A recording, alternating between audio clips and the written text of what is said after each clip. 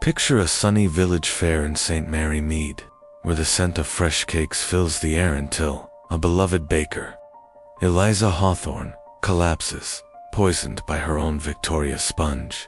Enter Miss Jane Marple, a sharp-eyed spinster who sees what others miss.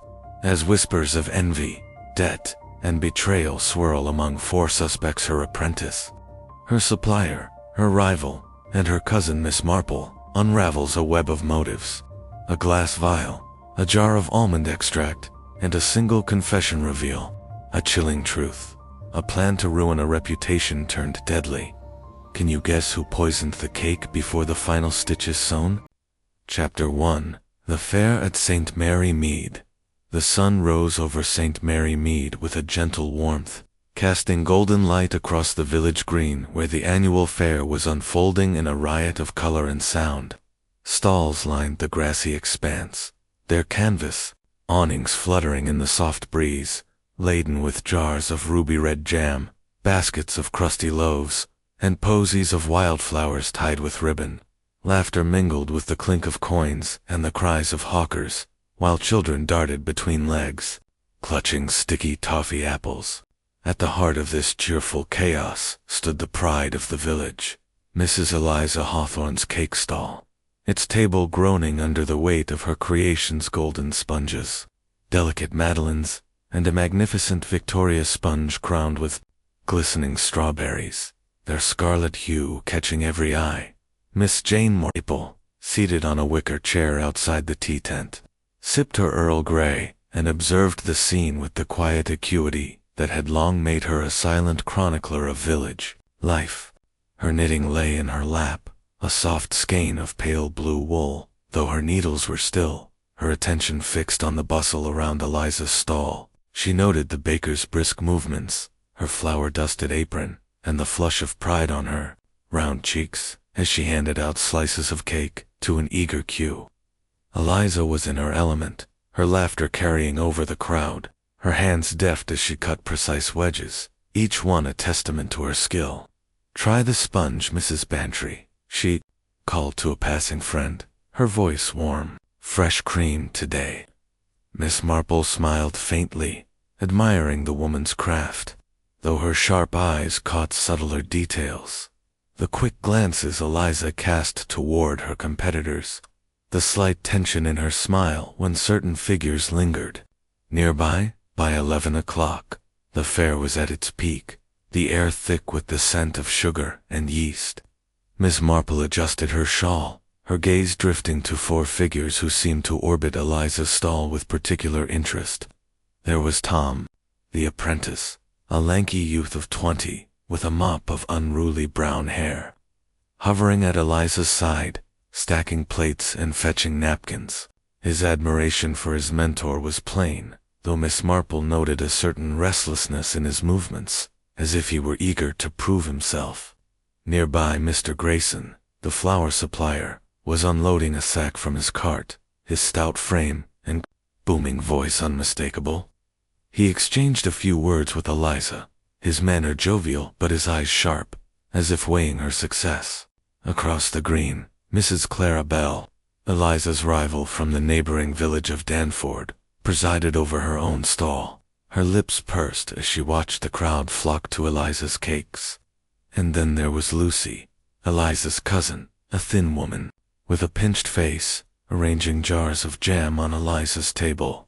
Her movements precise, but her expression unreadable. Miss Marple's thoughts were interrupted by a sudden commotion. A gasp rippled through the crowd, followed by a scream. She rose, her tea forgotten, as Eliza staggered behind her stall, one hand clutching her throat, the other grasping the edge of the table. Her face twisted in agony, her eyes wide with shock. The half-eaten slice of Victoria sponge slipped from her fingers, crumbling onto the grass. "Help!" she gasped, her voice a strangled whisper. The crowd froze, then surged forward, but it was too late. Eliza collapsed, her body crumpling like a marionette with cut strings. Dr. Haydock, who had been judging the vegetable competition nearby, pushed through the throng, his face grim. He knelt beside her, feeling for a pulse, but after a moment, He shook his head. She's gone, he said quietly. Poison, I'd wager. Something acting. A hush fell over the fair, broken only by murmurs of disbelief. Miss Marple stood back, her knitting clutched in her hands, her mind already turning. Poison, at a village fair, in a cake baked by the victim herself. It was a puzzle as intricate as any she had encountered. She observed the four figures again, Tom, pale and trembling, staring at Eliza's body. Grayson, his bluster silenced, his hands still gripping the sack. Clara, her face a mask of shock, though her eyes flickered with something else. And Lucy, who had slipped to the edge of the crowd, her handkerchief pressed to her lips. Miss Marple's needles resumed their soft clacking, but her thoughts were far from wool. Someone had wanted Eliza dead, and the answer, she knew, lay in the quiet details of human nature, waiting to be unraveled. Chapter 2. The baker's apprentice. Miss Jane Marple sat in the soft glow of her sitting room at Mead Cottage, the late afternoon sun filtering through laced curtains, casting delicate patterns on the polished oak table. A fire crackled in the hearth, warding off the slight chill that lingered despite the summer warmth, and her knitting a pale blue scarf destined for a neffule, neatly folded beside a tray of tea and scones. The village of St. Mary Mead was still reeling from the tragedy at the fair, and the air buzzed with whispers of poison and betrayal.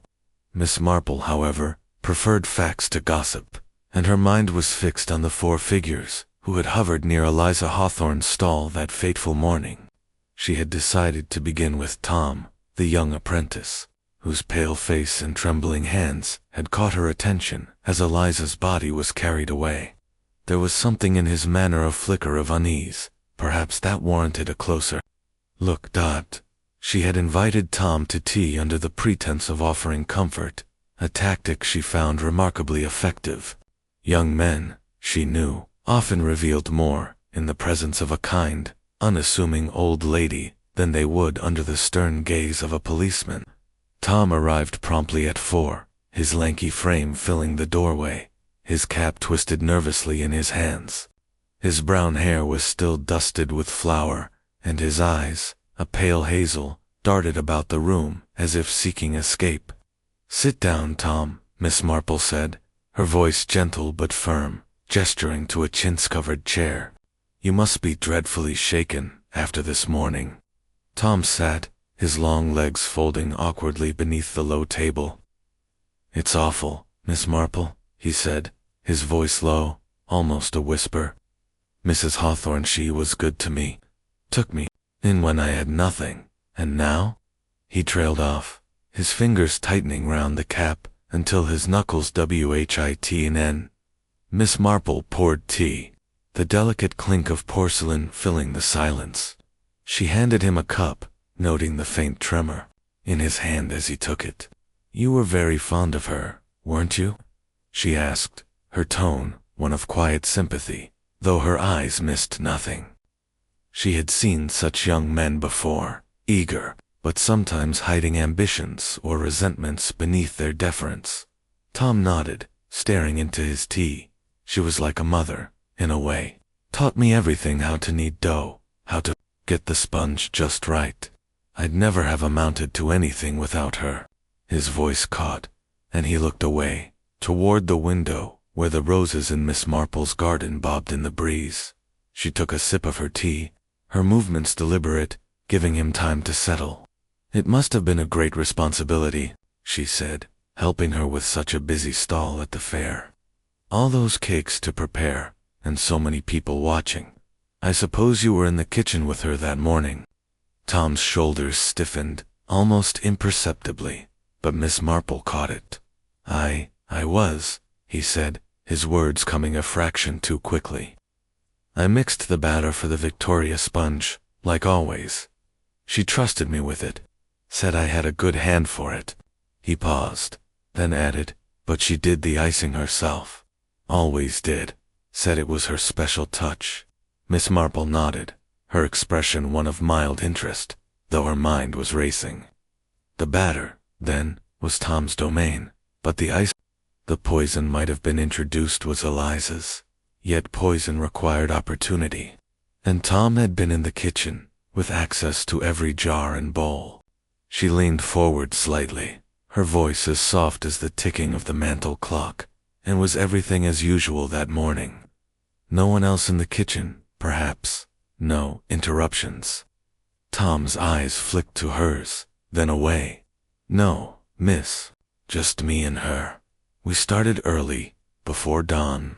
Had to get everything ready for the fair. He hesitated, his fingers twisting the cap again. Well, Lucy Mrs. Hawthorne's cousin, she came by for a bit, to help pack the cakes. But she didn't stay long.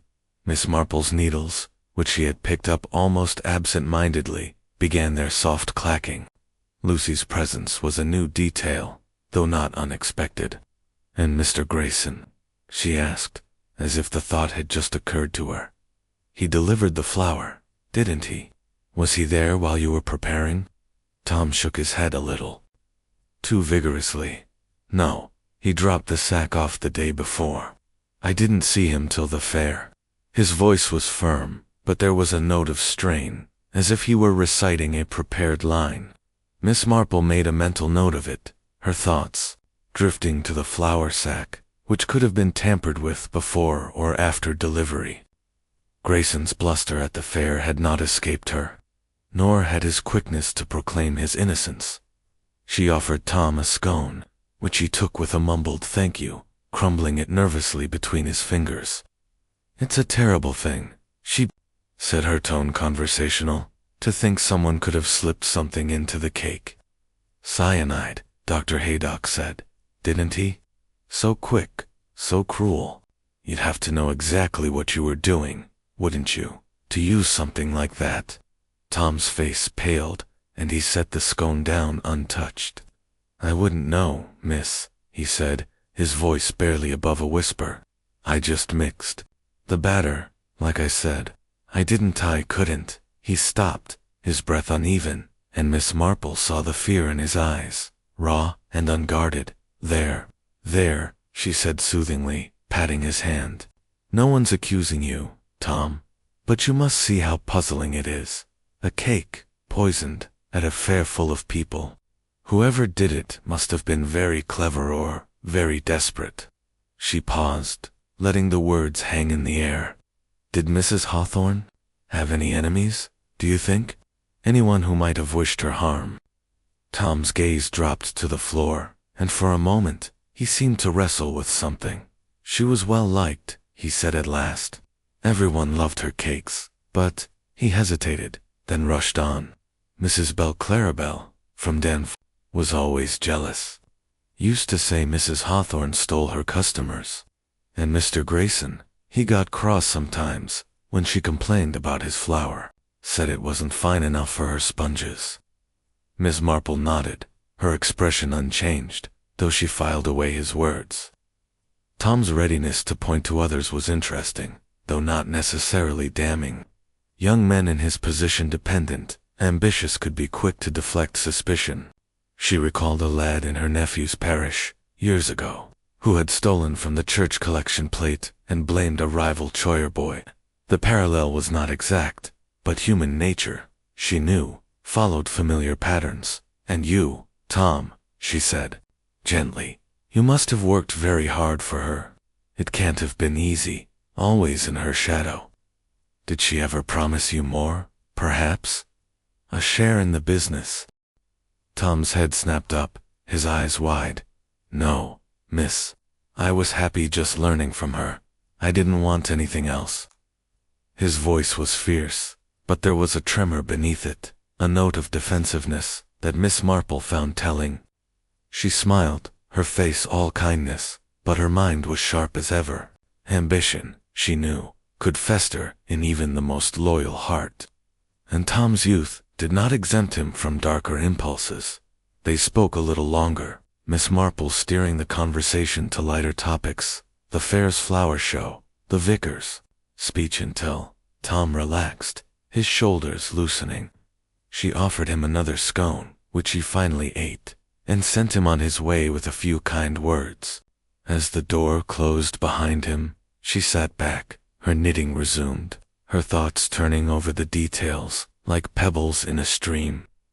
Tom had opportunity. Certainly, he had mixed the batter, been alone with the ingredients.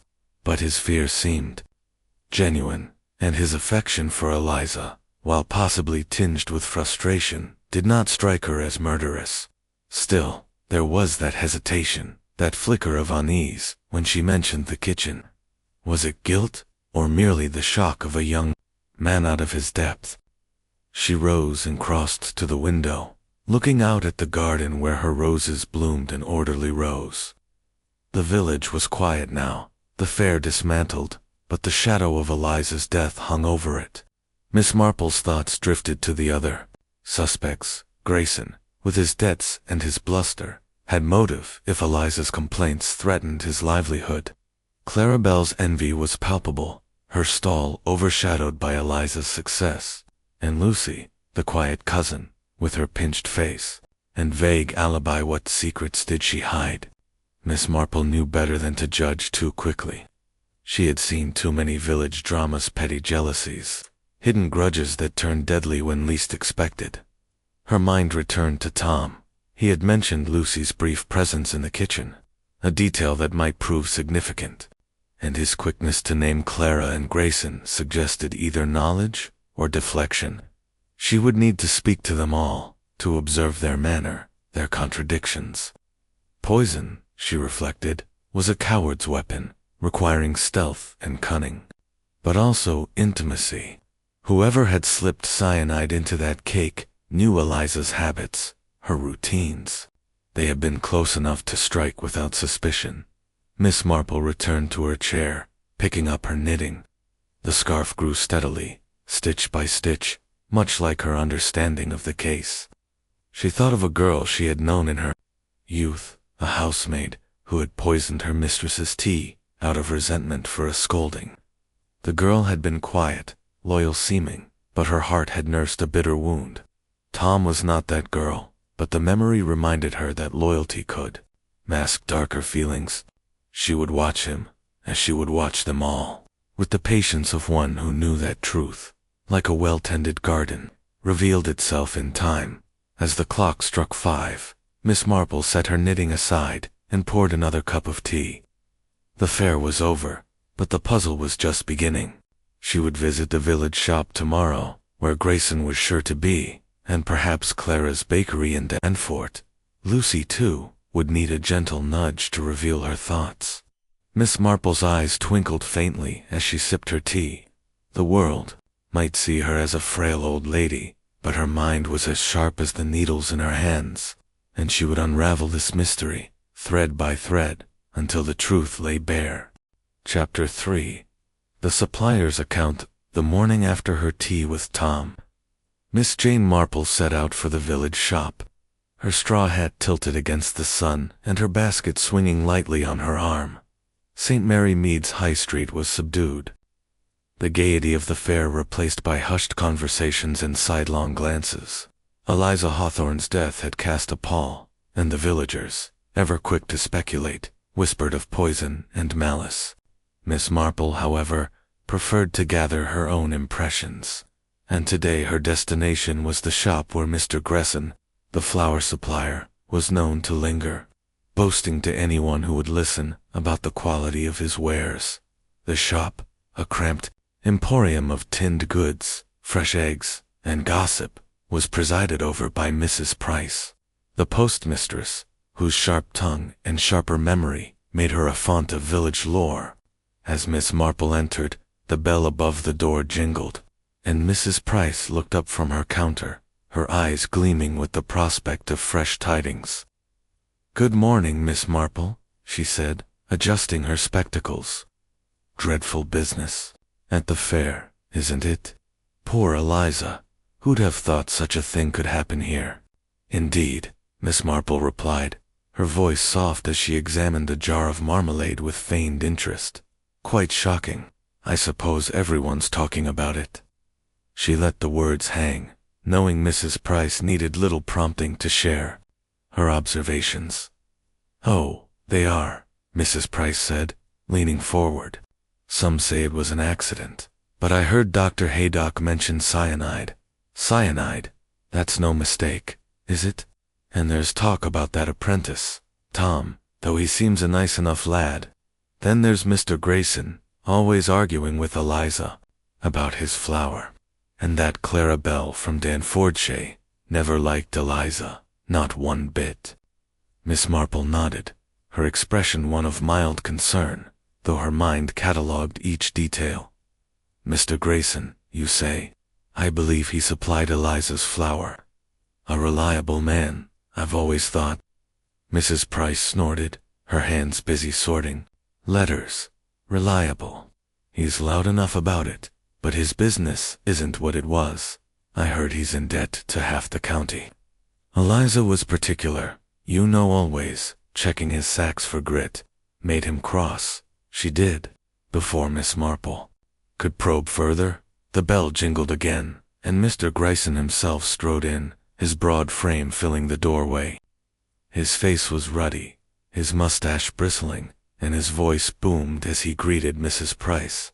Morning, Mrs. Price. Got those ledgers for me? Need to sort my accounts. He caught sight of Miss Marple and tipped his hat, though his smile was strained. Miss Marple, good to see you. Terrible thing about Eliza, eh? Terrible, indeed, Miss Marple said, her tone sympathetic. You must feel it keenly, supplying her flower for so many years. Such a loss to the village. She paused, her eyes gentle but searching. I suppose you saw her at the fair, with that splendid Victoria sponge.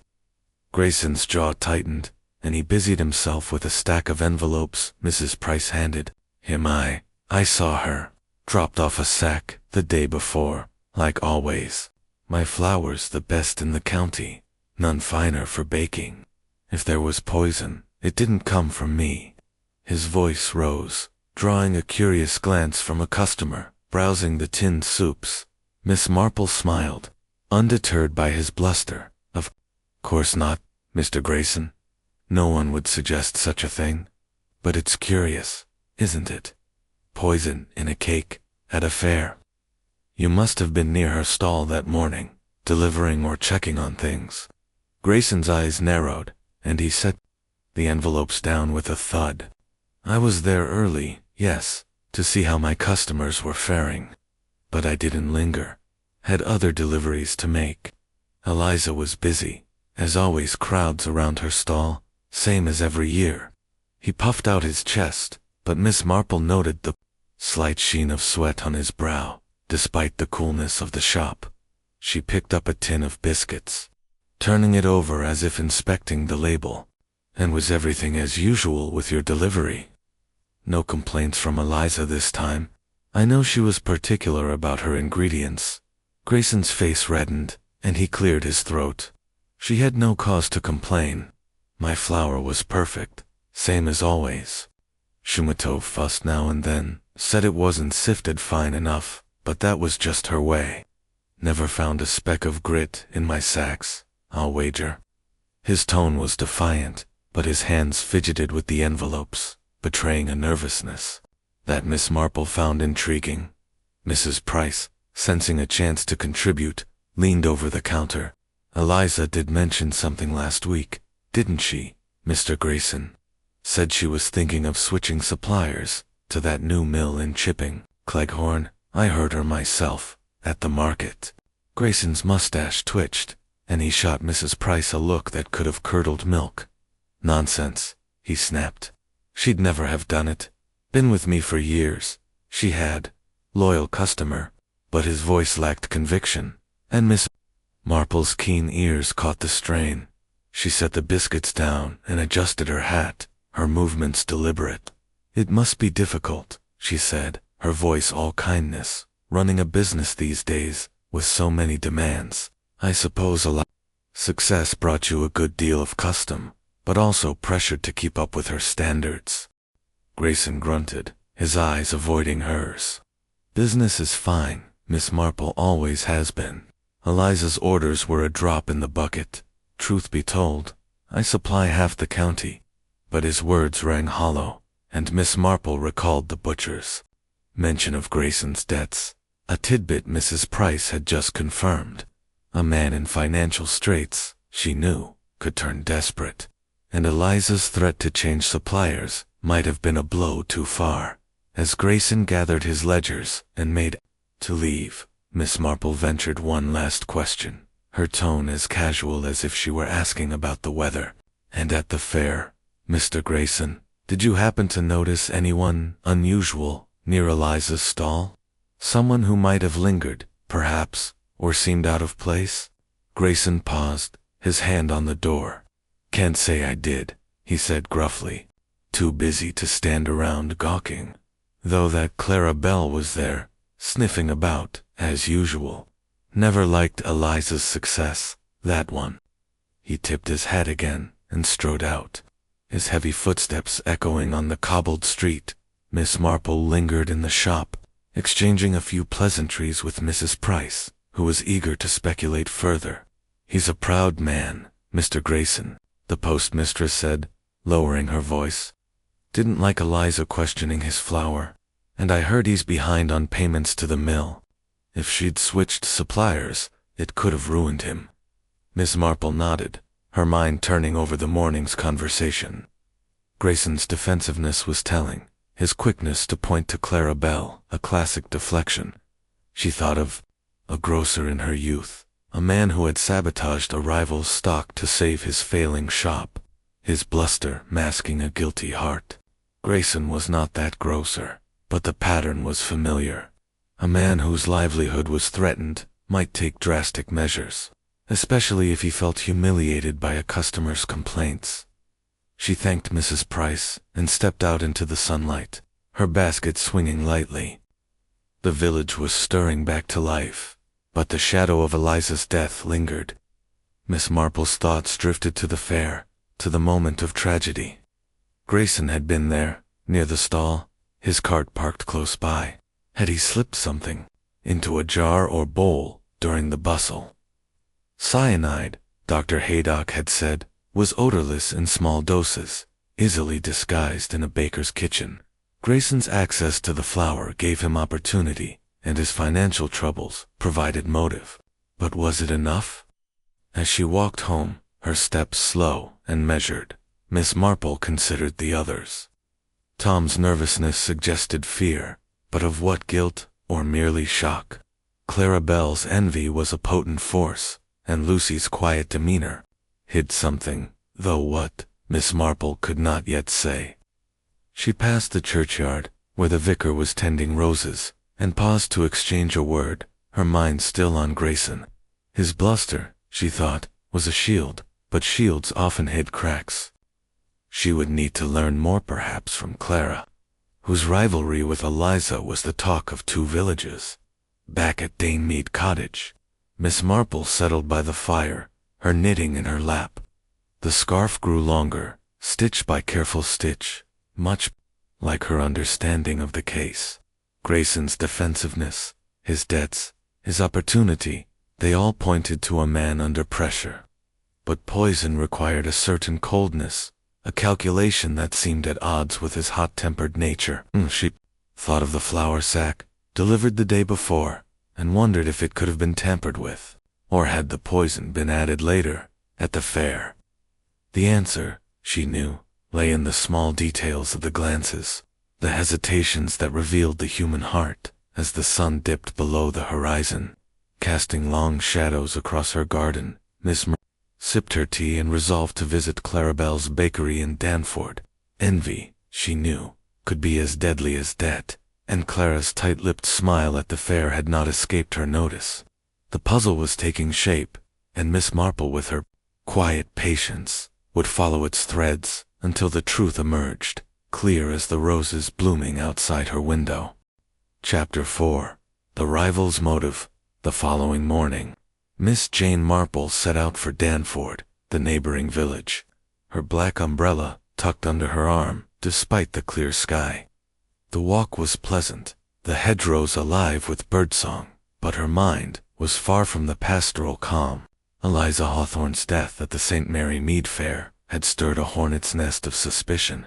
and Miss Marple's thoughts were fixed on Mrs. Clarabelle, the rival baker, whose stall had stood in Eliza's shadow. Clara's tight smile and sharp glances at the fair had not gone unnoticed, and village gossip painted her as a woman consumed by envy.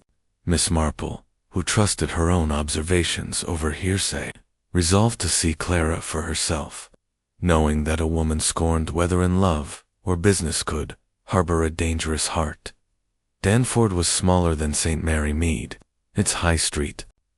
A single row of shops and cottages clustered around a stone church.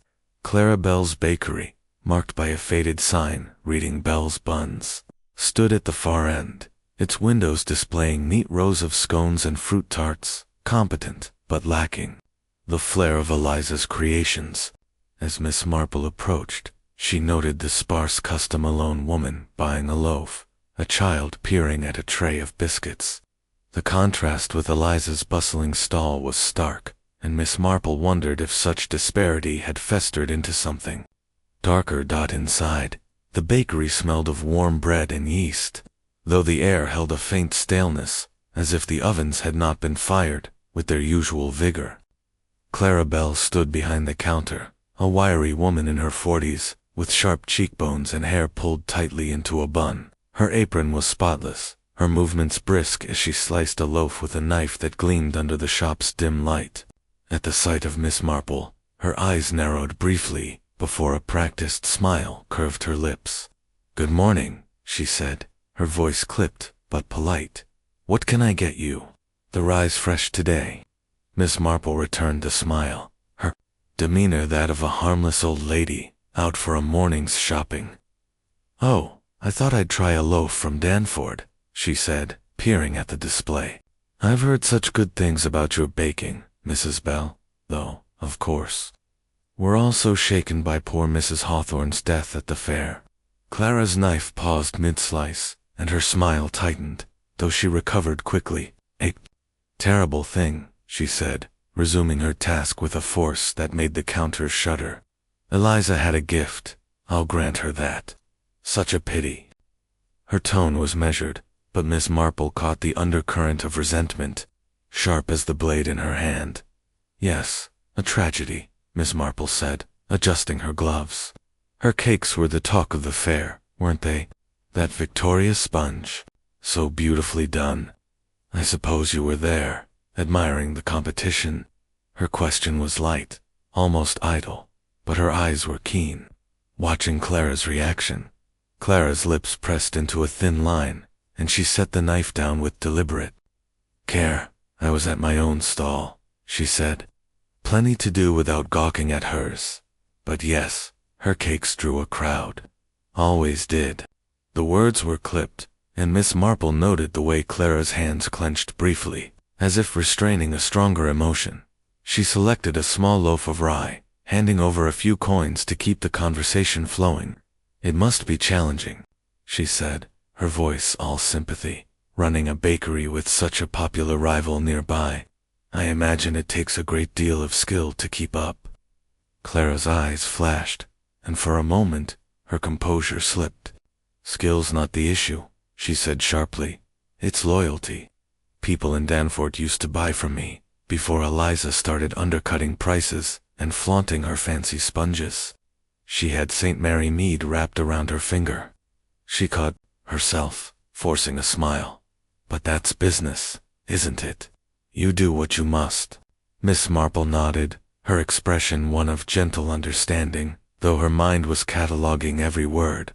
Envy, she knew, could curdle into malice, and Clara's bitterness was palpable. She recalled a seamstress from her youth, a woman who had sabotaged a rival's dresses out of spite, her resentment masked by a smile until the truth unraveled. Clara's situation was not dissimilar, business faltering, a rival thriving. Poison, Miss Marple mused, could be a tool not just to kill, but to disgrace. To bring a competitor low. "I suppose you were busy at the fair yourself," Miss Marple said, tucking the loaf into her basket. "Though I heard you were seen near Eliza's stall early on, perhaps checking on her display."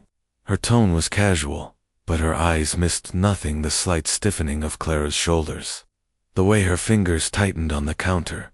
"I passed by," Clara admitted, her voice cool. "Wanted to see what all the fuss was about. Her stall was packed, as usual. I didn't stay." She busied herself wiping the counter, though it was already spotless, and Miss Marple noted the deflection. A witness, Sally, the grocer's daughter, had mentioned seeing Clara lingering near Eliza's table, holding a small vial she claimed was for her lemon drizzle. Yet Miss Marple had noticed no lemon cakes at Clara's stall that day, a discrepancy that piqued her curiosity. "And such a dreadful thing, the poison," Miss Marple continued, her voice soft as she leaned closer. "Cyanide, they say so. Quick, so cruel. It would take a clever hand to slip it into a cake, wouldn't it? Someone who knew baking, perhaps, and could do it without being seen." Clara's hand froze mid-wipe, and her eyes met Miss Marple's, sharp and wary. "I wouldn't know about that," she said, her tone brittle. "I was at my stall, minding my own business. If someone poisoned her cake, it's nothing to do with me." But her voice wavered, and Miss Marple saw a flicker of unease, quickly masked by a forced laugh. "Besides, why would I bother? My cakes sell well enough." Miss Marple smiled, her face all innocence. "Of course, Mrs. Bell. No one would think otherwise, but it's a puzzle, isn't it? Someone wanted poor Eliza out of the way, or perhaps just her reputation ruined." She paused, letting the words settle. "You must have seen so many people at the fair. Did anyone strike you as out of place near her stall?" Clara hesitated, her cloth twisting in her hands. "Can't say I noticed," she said at last, "though that cousin of hers, Lucy, was fussing about arranging jars, and Tom, her apprentice, was always underfoot. As for Grayson, he was there with his cart, shouting about his flour as usual." She shrugged, but her eyes darted away, and Miss Marple sensed she was holding something back. They spoke a little longer, Miss Marple steering the conversation to lighter topics. The quality of Clara's scones, the Danford flour show until Clara relaxed, her guard lowering slightly. As Miss Marple prepared to leave, she ventured one last question, her tone as mild as ever. "I suppose you use almond extract in your baking, Mrs. Bell? Such a lovely flavor, though one must be careful with it, mustn't one?" Clara's face paled, and for a moment she seemed at a loss. Yes, sometimes," she said, recovering, "but not at the fair.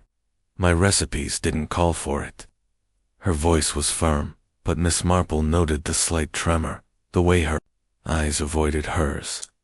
She thanked Clara for the loaf, and stepped out into the street, her mind buzzing with new threads to follow as she walked back to St. Mary Mead. The fields rolling gently around her, Miss Marple turned over the encounter. Clara's envy was undeniable, her business suffering under Eliza's success. The vial Sally had seen was a troubling detail. Cyanide could be disguised in a small container, easily slipped into a jar of almond extract during the fair's chaos. Clara's knowledge of baking gave her the means, and her resentment provided a motive. Not just to kill, but to tarnish Eliza's name. A scandal at the fair, with customers falling ill, would have ruined Eliza's reputation, perhaps more than her death. Miss Marple thought of a neighbor from years past, a woman who had spread lies about a rival's shop to drive away custom, her spite cloaked in smiles. Clara's tight-lipped demeanor was not unlike that woman's, and Miss Marple wondered if her plan had been to sicken, not to kill. But poison was a chancy weapon, and Eliza's death suggested a miscalculation, a deeper intent. Back at Dane Mead Cottage, Miss Marple settled by her window, her knitting in her lap. The scarf grew steadily, its stitches a mirror to her thoughts, methodical, precise, weaving together the fragments of the case.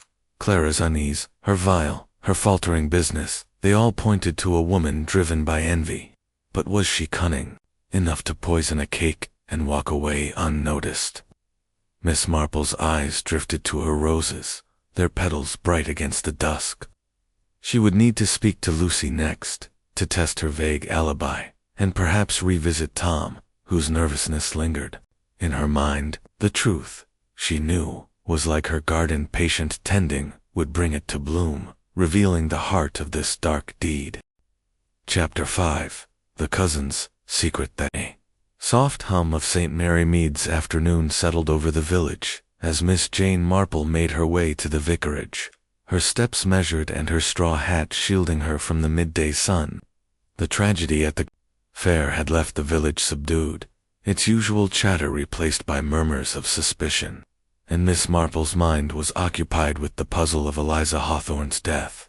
Her conversations with Tom, Grayson, and Clara had yielded threads of motive ambition, debt, envy, but none had yet woven into a clear pattern. Today, her focus was on Lucy, Eliza's cousin, whose quiet demeanor and fleeting presence at the stall intrigued her. Miss Marple knew that silence often concealed as much as bluster revealed, and she intended to draw Lucy out with the gentle persistence that had served her so well.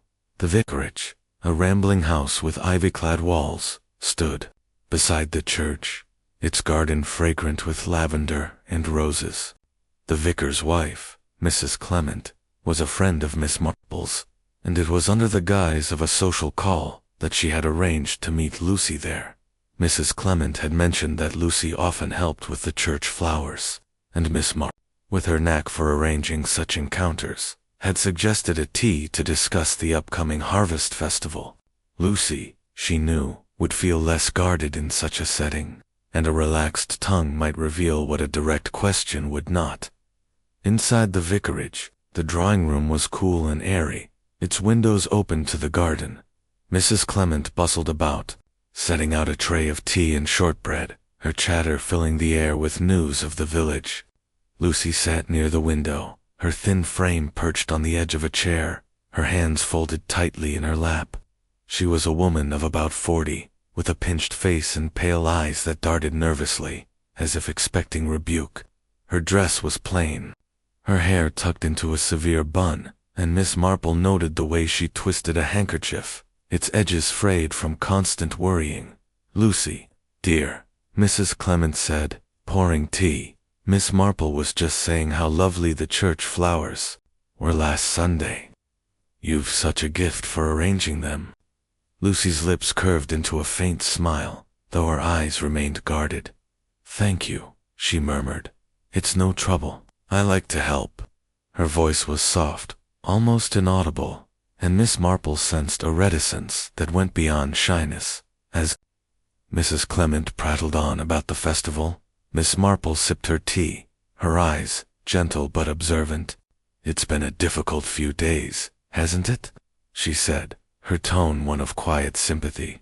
"Poor Eliza's death must have been a dreadful shock for you, Lucy, being so close to her."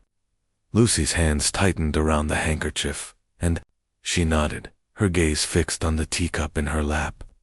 "It was awful," she said, her voice barely above a whisper. "We were like sisters, growing up. I can't believe she's gone." There was a tremor in her words, and Miss Marple noted the genuine grief, though something else, a flicker of unease, lingered beneath it. "Yes. So tragic," Miss Marple said, setting her cup down with a delicate clink, "and at the fair, of all places, with everyone watching. You were helping her at the stall, weren't you? Such a busy morning, I imagine." Lucy's eyes flicked up, then away, and she nodded again. "I was there early, to set out the jams and cakes," Eliza asked me to help, and I couldn't say no." Her words were careful, and Miss Marple caught the slight hesitation, as if Lucy were measuring each syllable. "Of course," Miss Marple said, her voice warm. "Family helps family. I suppose you were in and out of the kitchen, too, with all the preparations." Her question was light, almost incidental, but her eyes were sharp, watching for any sign of discomfort. Lucy's fingers twisted the handkerchief tighter, and a faint flush crept into her cheeks. "Not much," she said quickly. "I just carried things to the stall. Tom was in the kitchen, mostly, And Eliza was so particular about her recipes. She paused, then added, "I didn't touch the cakes themselves." Miss Marple nodded, her expression one of mild interest, though her mind was racing. Lucy's insistence on not touching the cakes was telling, as if she feared being linked to the poison. She recalled Tom's mention of Lucy's brief presence in the kitchen, a detail that now seemed significant.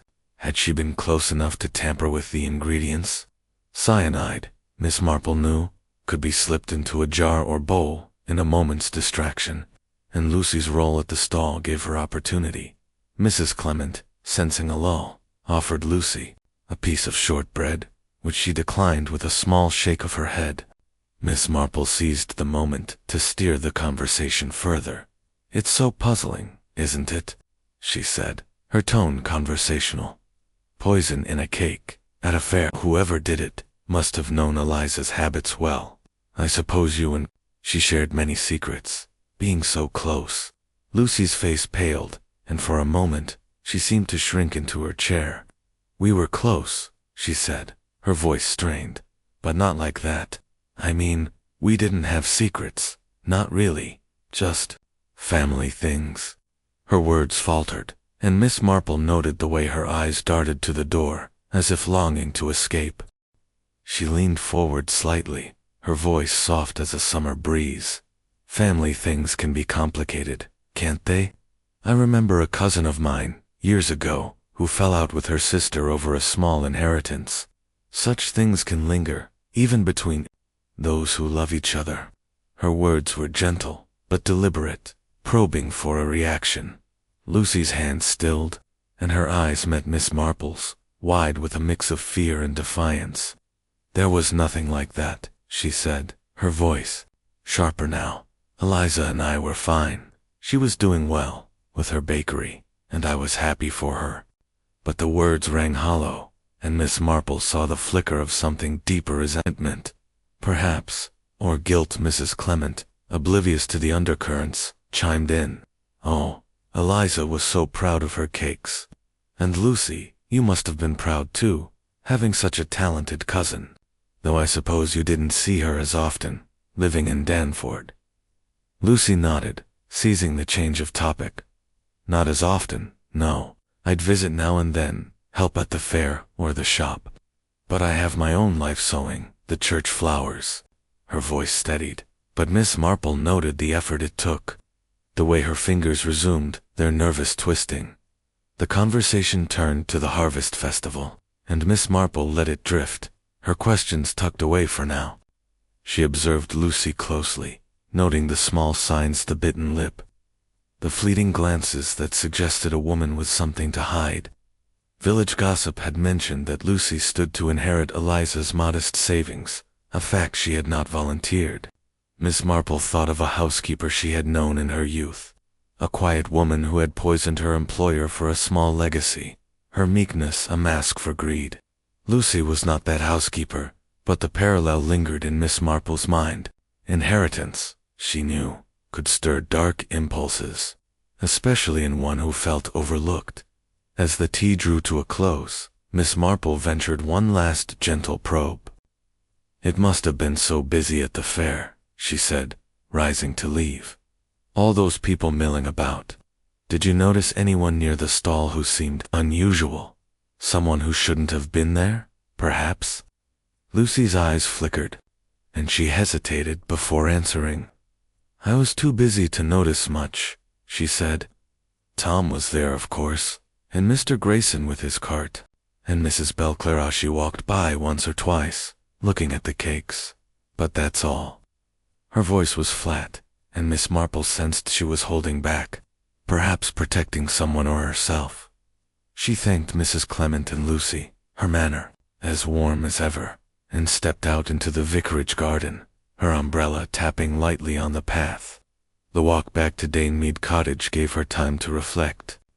Lucy's reticence was striking, her vague alibi around the fair, leaving gaps that invited suspicion. Her grief for Eliza seemed genuine, but Miss Marple knew that grief could coexist with guilt. Lucy's access to the stall, and possibly the kitchen, gave her opportunity, and the inheritance provided a motive, however modest. But was it enough to drive her to murder?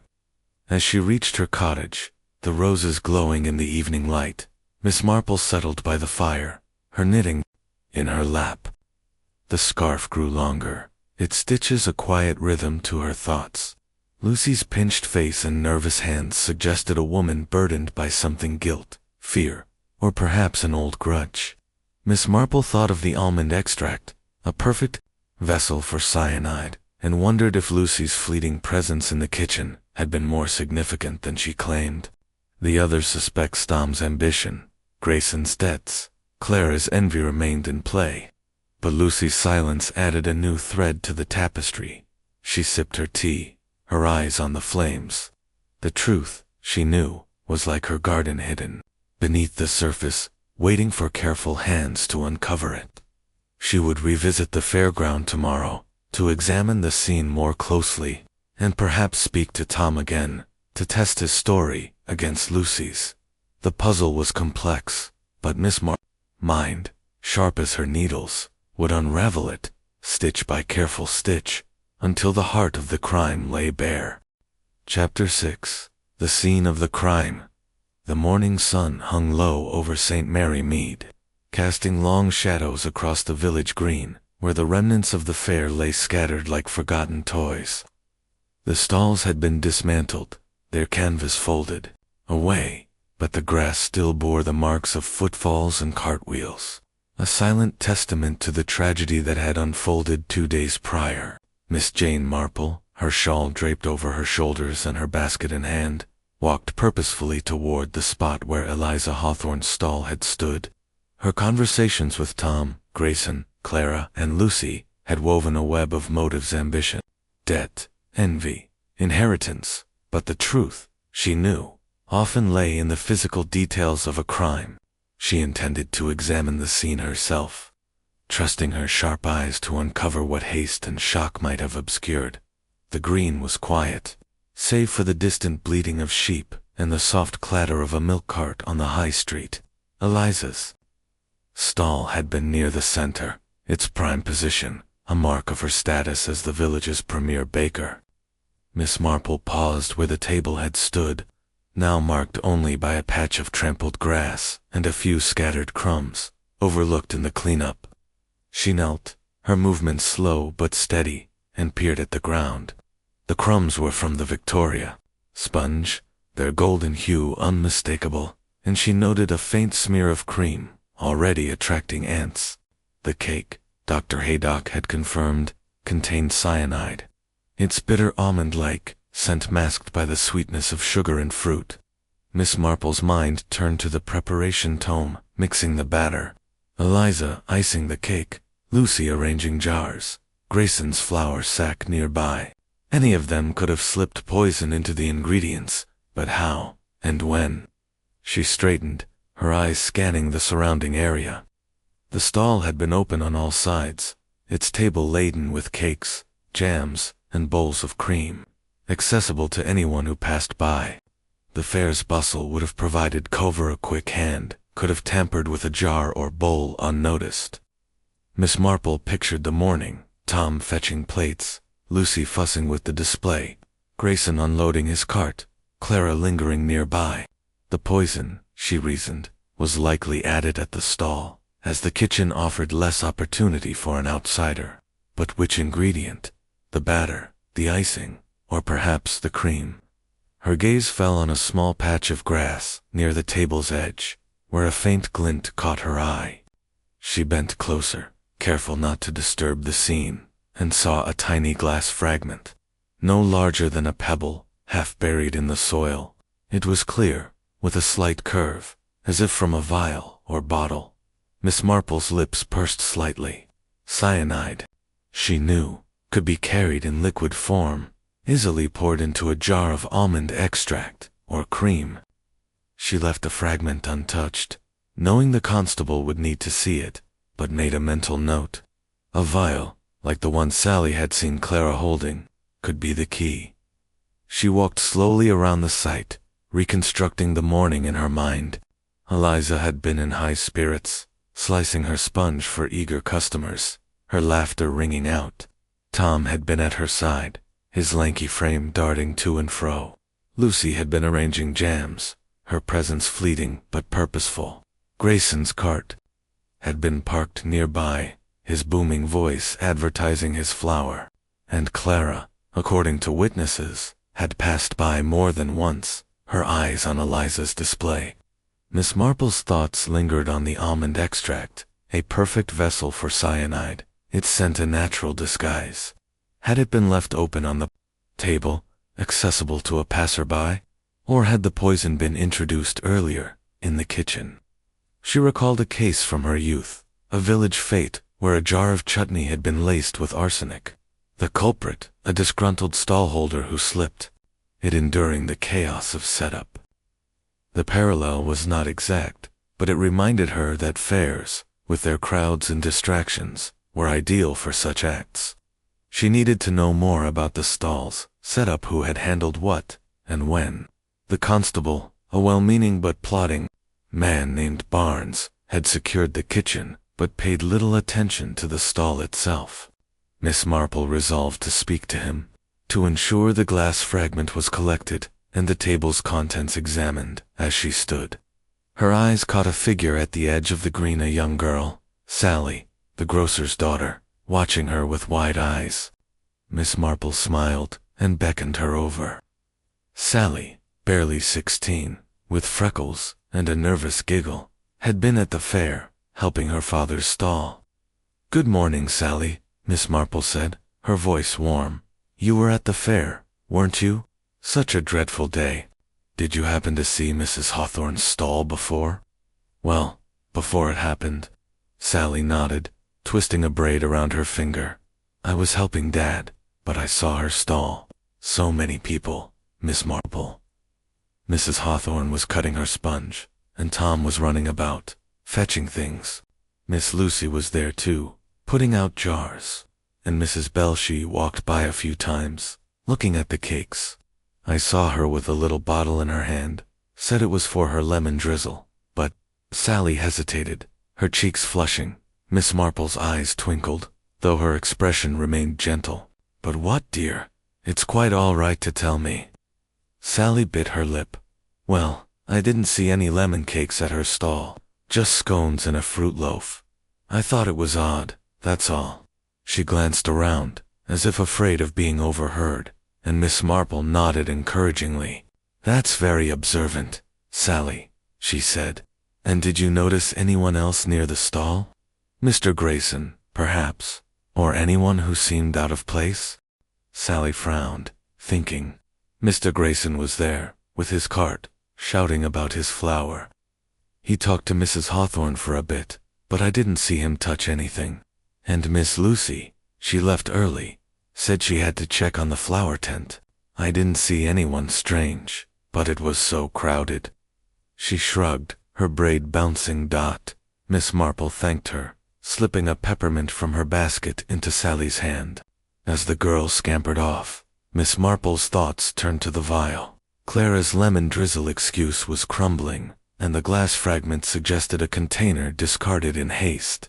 But Lucy's early departure from the stall was intriguing. Had she left to avoid suspicion, or because her task was done? And Grayson, always nearby with his cart, could have acted under the guise of delivery. Tom, too, had been in the thick of it, with access to every jar and bowl. She walked slowly back to Mead cottage, her mind piecing together the fragments. The poison speed cyanide, Dr. Haydock had said, meant it was likely added at the fair, not in the kitchen, where Eliza would have noticed any odd taste during preparation. The almond extract remained her focus. It sent a perfect mask. But who had the nerve to act in plain sight? She thought of a vicar's wife she had known, who had slipped laudanum into a rival's tea at a church bazaar, her calm smile hiding a vengeful heart. The culprit here, she sensed, was equally bold, using the fair's chaos as cover. At home, Miss Marple settled by her fire, her knitting in her lap. The scarf grew steadily, its stitches a rhythm to her thoughts. The glass fragment was a clue, but not proof. She needed to confirm the stall's contents. Had the almond extract been there, open and vulnerable? And the motives: Tom's ambition, Grayson's debts, Clara's envy, Lucy's inheritance, each pulled her in a different direction. She would speak to Constable Barnes tomorrow to learn what the police had found, and perhaps revisit Lucy, whose silence was growing more suspicious as the fire crackled. Miss Marple's eyes drifted to her roses, their petals soft in the fading light. The truth, she knew, was like those roses hidden beneath thorns, waiting for a patient hand to reveal it. She would tread carefully, watching for the small signs: the glance, the hesitation that betrayed a guilty heart. The puzzle was far from solved, but Miss Marple, with her quiet wisdom, felt its shape emerging, stitch by careful stitch. Chapter 7. Village Whispers. The air in St. Mary. Mead carried a crisp edge as Miss Jane Marple stepped into the tea shop on the high street, her basket swinging lightly and her eyes bright with purpose. It was the day after her visit to the fairground, and the village was abuzz with speculation about Eliza Hawthorne's death. The tea shop, with its lace curtains and clinking china, was the heart of such talk, where villagers gathered to share gossip over scones and Darjeeling. Miss Marple knew that here, amid the chatter, she would find fragments of truth, half-heard conversations, stray observations that might illuminate the puzzle of the poisoned cake.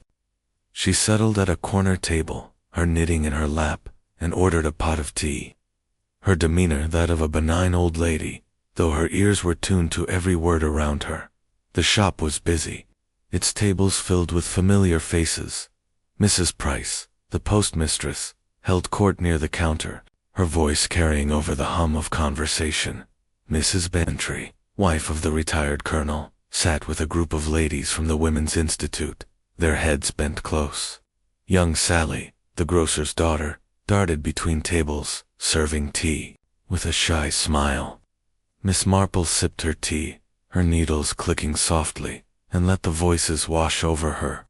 Each snippet, a potential thread in the tapestry of the crime. Mrs. Price, as expected, was the first to broach the subject. "It's a scandal, that's what it is," she declared, her spectacles glinting as she addressed a cluster of listeners. "Cyanide in a cake, at our fair. I always said Eliza Hawthorne was too proud of those sponges. Someone wanted her brought down, mark my words." Her tone was authoritative, and Miss Marple noted the way her eyes flicked toward Mrs. Bantry, as if seeking agreement. Mrs. Bantry, fanning herself with a napkin, nodded vigorously. "Oh, it's dreadful, Mrs. Price. But who could have done it? That apprentice, Tom what's-his-name. He was always at her side. A bit too eager, if you ask me. Young men like that can turn sour when they're kept in their place." Miss Marple's needles paused briefly. Tom's ambition had struck her too, but Mrs. Bantry's comment added a new shade to his character.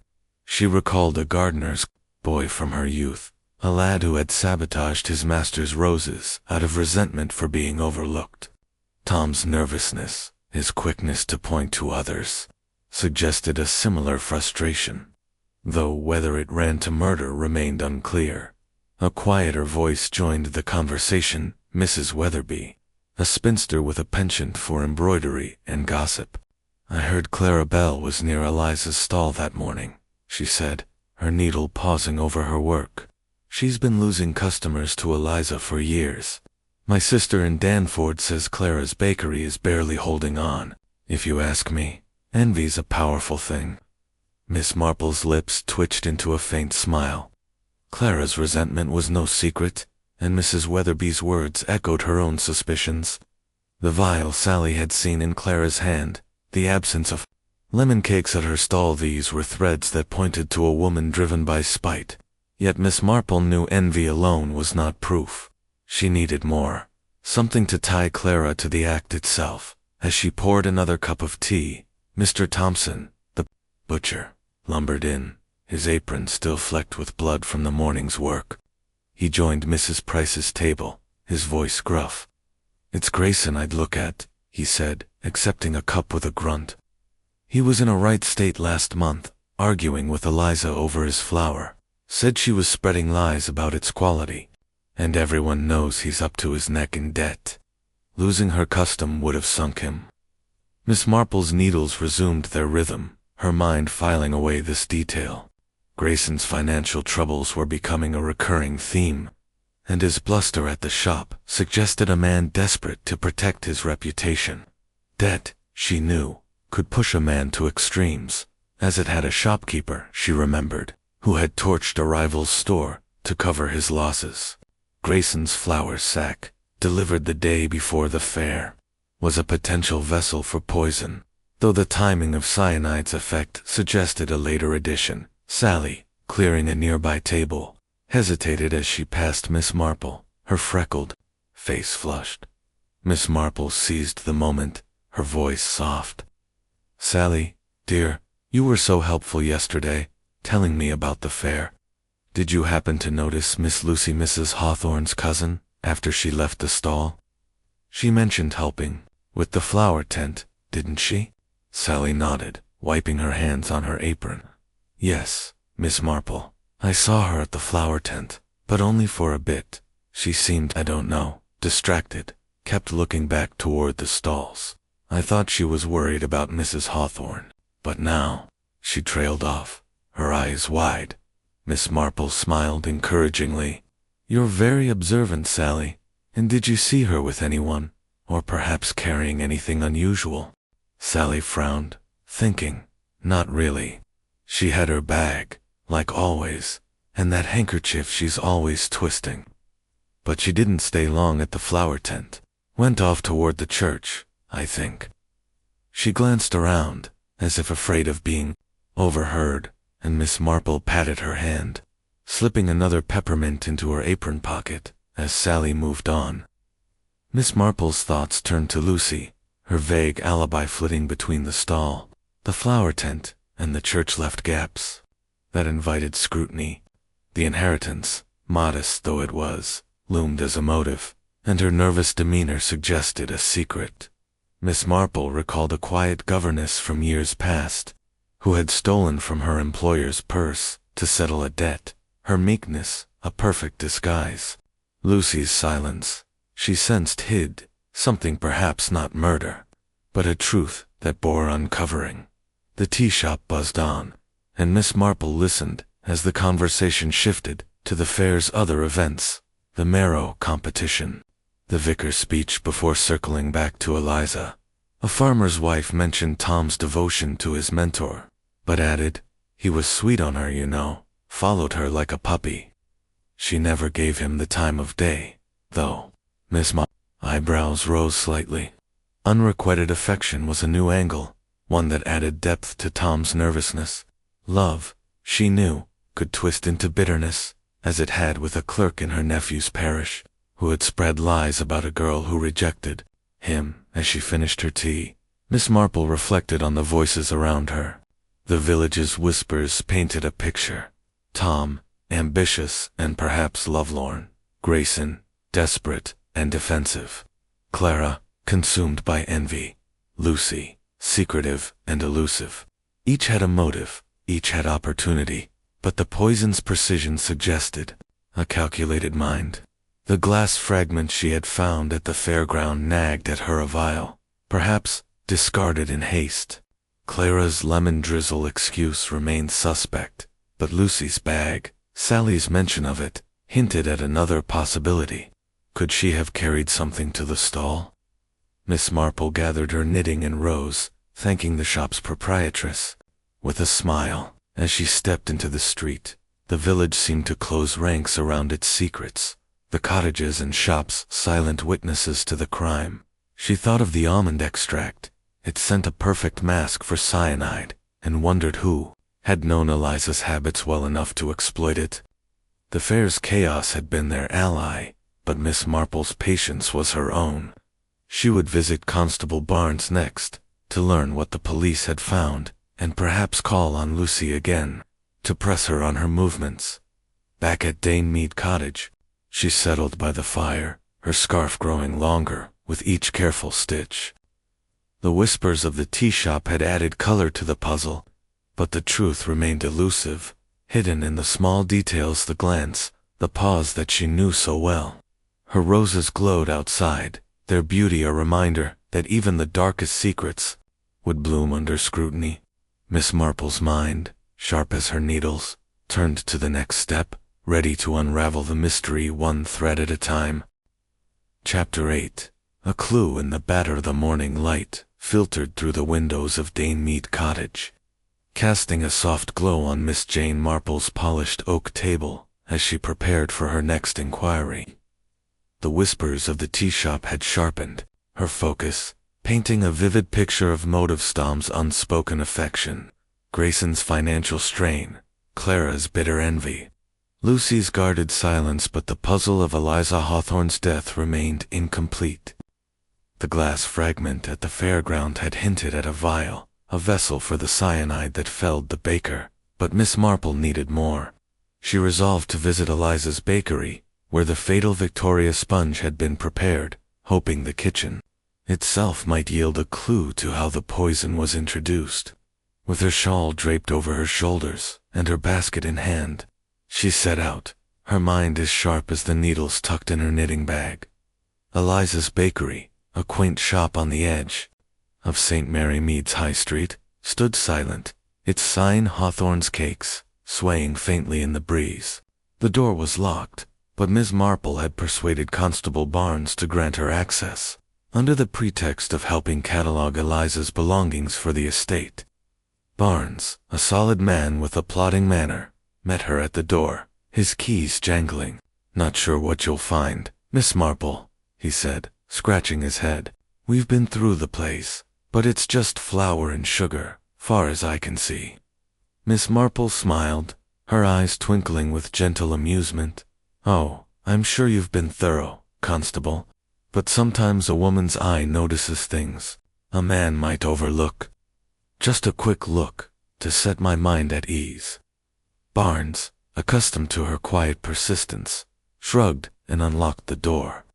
Stepping aside to let her pass, the bakery's interior was dim, the air heavy with the lingering scent of yeast and vanilla. Mixing bowls and utensils lined the counters, dusted with flour, as if Eliza might return at any moment to knead dough. Miss Marple moved slowly, her gaze sweeping the room.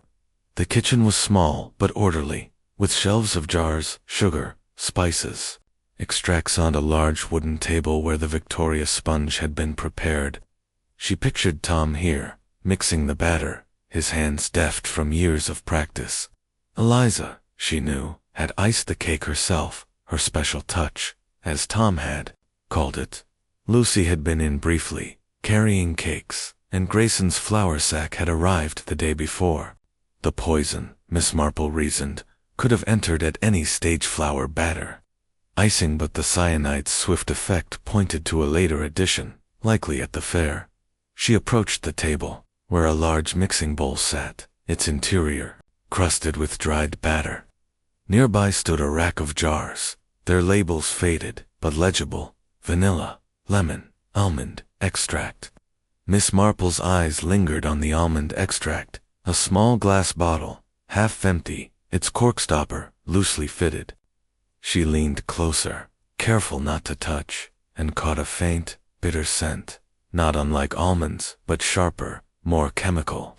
Cyanide, she recalled, could mimic that odor, though it was faint and easily missed in a kitchen full of aromas. She made a mental note to ask Barnes to have the bottle tested, though she suspected the poison had been carefully measured to avoid detection. Her attention shifted to the other ingredients. The flour sack, stamped with Grayson's name, sat in a corner, its top loosely tied. She examined it, noting a fine dusting of powder on the floor nearby, as if it had been opened and resealed. Could Grayson have tampered with it before delivery? Or had someone, Tom perhaps, added something during mixing? The batter, she knew, was Tom's domain, but Eliza's oversight would have made tampering risky in the kitchen.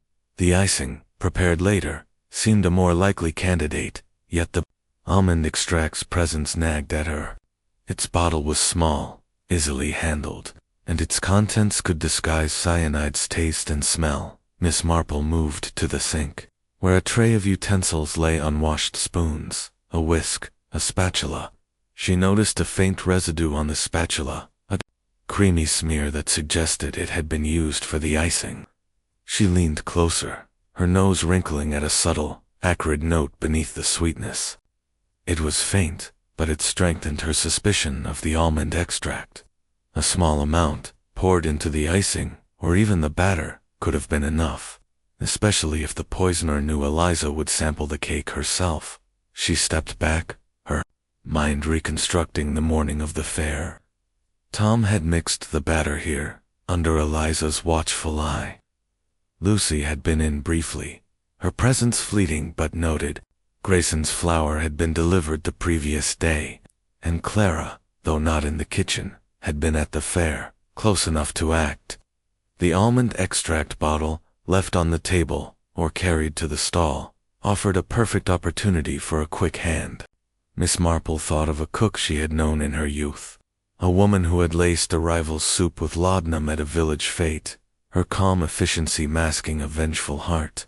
The poisoner here, she sensed, was equally precise, using the fair's chaos to their advantage. Constable Barnes, hovering near the door, cleared his throat. "Find anything, Miss Marple? Looks like a kitchen to me, nothing out of the ordinary." She turned, her smile disarming. "Oh, just looking, Constable. But I wonder, could you have this almond extract tested? It's such a curious bottle, and with cyanide, one can't be too careful." She gestured to the jar, her tone mild, but insistent. Barnes frowned, but nodded. "Suppose we can, though we checked the obvious stuff. I'll send it to the lab in Chipping Cleghorn." He made a note, and Miss Marple thanked him, her mind already moving to the next step. The bottle was a clue, but not proof. She needed to know who had access to it, and when. As they left the bakery, locking the door behind them, Miss Marple's thoughts turned to the suspects. Tom, with his hands in the batter, had opportunity, but his fear seemed too raw for a calculated killer. Grayson's flour sack was a possibility, but the cyanide's timing suggested a later act. Clara's vial, seen by Sally, pointed to her presence at the stall, and her envy was a potent motive. Lucy, elusive and nervous, had been in the kitchen, however briefly, and her inheritance loomed large. The almond extract tied them all together, small detail. But Miss Marple knew that small details often unraveled great crimes. She walked home, the village quiet around her, its cottages bathed in morning light. At Dane Mead Cottage, she settled. By the fire, her knitting in her lap. The scarf grew longer, its stitches a steady counterpoint to her thoughts. The almond extract was the key, she felt certain. Its bitter sent a silent witness to the crime, but who had wielded it? She recalled a maid from years past, who had poisoned her mistress's tea with rat poison, her quiet demeanor hiding a desperate heart. The poisoner here, she sensed, was no less cunning. Their motive buried in the ordinary rhythms of village life. Miss Marple sipped her tea, her eyes on the roses outside her window. She would need to press Clara further, to test her story about the vial, and perhaps revisit Lucy, whose silence was growing more suspicious. The constable's tests might confirm the cyanide's source. But Miss Marple trusted her own observations, the glances, the hesitations that revealed the human heart. The truth, she knew, was like her garden. Patient tending would bring it to light. Thorn by thorn, until the mystery was laid bare. Chapter 9. The rivals' Alabitha. Afternoon sun dipped low over Danford, painting the rooftops golden as Miss Jane Marple made her way back to Clara Bell's bakery, her umbrella tapping a steady rhythm on the cobbled path. The visit to Elisa Hawthorne's kitchen had sharpened her focus. The half-empty bottle of almond extract, and its faint, acrid scent, lingering in her mind like a persistent melody. The glass fragment at the fairground, Sally's mention of Clara's vial, and the whispers of Clara's faltering business wove a thread of suspicion that Miss Marple could not ignore. Envy, she knew, could twist a heart as surely as greed or fear, and Clara's sharp glances at the fair suggested a resentment deeper than professional rivalry. Today, Miss Marple intended to test Clara's story, probing with the gentle persistence that had unraveled many a village secret. Belle's Buns stood quiet, its windows displaying the same neat but uninspired array of scones and loaves. The bell above the door jingled as Miss Marple entered, her basket swinging lightly, her demeanor that of an old lady seeking a fresh loaf. Clara was behind the counter, her wiry frame tense as she arranged a tray of biscuits, her movements brisk but precise. At the sight of Miss Marple, her eyes narrowed briefly before a tight smile curved her lips. "Back so soon, Miss Marple," she said, her voice clipped but civil. "The rye not to your liking?" "Oh, quite the contrary," Miss Marple replied, her tone warm as she peered at the display. "It was delightful. I thought I'd try some of your scones, today plain, perhaps, unless you've any with lemon. I do enjoy a hint of citrus." Her words were casual, but her eyes were sharp, watching for Clara's reaction to the mention of lemon. Clara's hand paused mid-motion, and a faint flush crept into her cheeks. "No lemon scones today," she said, her voice steady but a fraction too quick, "just plain and currant. The fair took most of my stock, you see." She turned to fetch a paper bag, and Miss Marple noted the slight tremor in her fingers, a sign of unease that belied her composed exterior. As Clara wrapped the scones, Miss Marple leaned forward, her voice soft and confiding. "It must have been exhausting, preparing for the fair. So much bustle, and all those people crowding the stalls. I suppose you were run off your feet, like poor Eliza was." She paused, adjusting her shawl. "I heard you were seen near her stall that morning, admiring her cakes." "Such a tragedy. What happened?" Clara's lips tightened, and she set the bag on the counter with a thud. "I was at my own stall," she said, her tone sharp. "Had my own customers to tend to. I might have passed by Eliza's table. Everyone did. With the crowd she drew, but I didn't linger." Her eyes met Miss Marple's defiant, but there was a flicker of wariness, as if she sensed the trap being laid. "Of course," Miss Marple said, her smile disarming. No one could miss her display. "That Victoria sponge was a marvel, wasn't it, though it's curious. Someone mentioned you had a little vial with you, perhaps for your lemon drizzle. Such a clever touch, lemon in a cake." Her voice was all innocence, but her words were deliberate, testing the excuse Sally had overheard. Clara's face paled, and for a moment her composure cracked. "A vial," she said, her voice rising slightly. "Oh, that? Yes, I had some lemon extract for my drizzle. Thought I might use it, but I didn't in the end. Too busy." She forced a laugh, but it was brittle, and Miss Marple saw the way her hands clenched the counter, her knuckles white. Miss Marple nodded, as if satisfied, though her mind was racing. Sally had been clear. No lemon cakes at Clara's stall, only scones and a fruit loaf. The vial then was a lie, or at best a misdirection. She recalled a dressmaker from her youth, a woman who had lied about a spool of thread to cover a theft, her quick excuses unraveling under scrutiny. Clara's story had the same brittle quality, and the almond extract in Eliza's kitchuna, perfect vessel for cyanide, loomed large in Miss Marple's thoughts. She selected a few scones, handing over her coins with a smile. "It's so puzzling, isn't it?" she said, her tone conversational. "Poison in a cake, at a fair. Whoever did it must have been terribly clever, to act with so many eyes about. I suppose you saw all sorts at the fair, Tom, perhaps, or Miss Lucy, or Mr. Grayson, with his flower?" Clara's eyes darted away, and she busied herself wiping the counter, though it gleamed already. "I didn't notice much," she said. "Tom was running about, as usual, and Lucy was fussing with jars. Grayson was there, shouting about his flower, but I was too busy to care." Her words were clipped, and Miss Marple sensed a reluctance to linger on the subject, as if Clara feared revealing too much.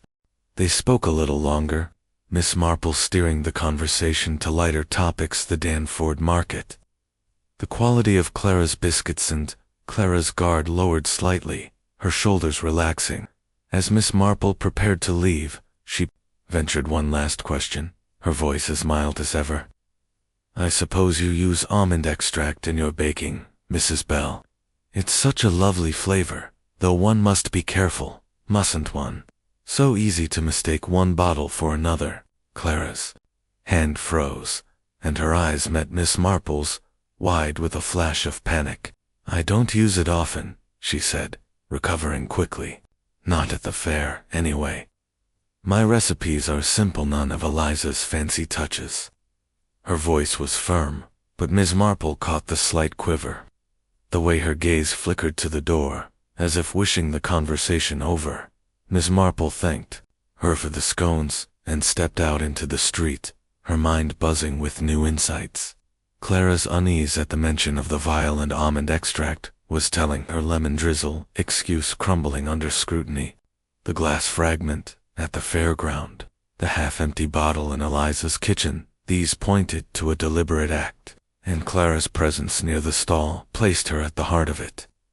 Miss Marple thought of a neighbor from years past, a woman who had sabotaged a rival's preserves at a village show, her envy cloaked in smiles until the truth emerged. Clara's bitterness, her failing business, her vial, they all suggested a woman driven to ruin Eliza's reputation, if not her life. As she walked back to St. Mary Mead, the fields stretching green around her, Miss Marple turned over the possibilities. Clara's motive was clear: envy, fueled by years of losing customers to Eliza's superior cakes. The vial could have held cyanide, poured into the almond extract during a moment's distraction at the fair. But had Clara meant to kill, or merely to sicken, to spark a scandal that would tarnish Eliza's name? The poison's strength suggested a miscalculation, a dose too potent for its purpose. At Mead Cottage, Miss Marple settled by the fire, her knitting in her lap.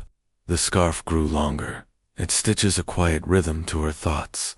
Clara's alibi was shaky, her vial a damning clue, but the other suspects could not be dismissed. Tom's access to the batter, Grayson's flour, Lucy's fleeting presence in the kitchen each offered a path to the crime. The almond extract remained the key, its bitter scent a silent witness. Miss Marple sipped her tea, her eyes on the roses glowing outside her window. She would need to speak to Constable Barnes about the bottle's tests, and perhaps press Lucy further to test her silence against Clara's unease. The truth, she knew, was like her garden, hidden beneath layers, waiting for a patient hand to uncover it. Thorn by careful thorn. Chapter 10. Confronting the suspects. The late afternoon light filtered through the high windows of the St. Mary Mead Village Hall, casting long shadows across the polished wooden floor. Miss Jane Marple sat at the head of a long table, her knitting folded neatly in her lap, her eyes bright with quiet determination. The air was heavy with the scent of wax and old hymnals, a fitting backdrop for the gathering she had orchestrated, under the pretense of discussing the fair's aftermath and its impact on the village.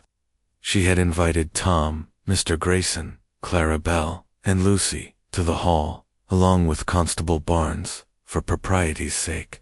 Her true purpose, however, was to observe them together, to watch their faces as she wove her questions, trusting that the truth, like a loose thread, would unravel under pressure.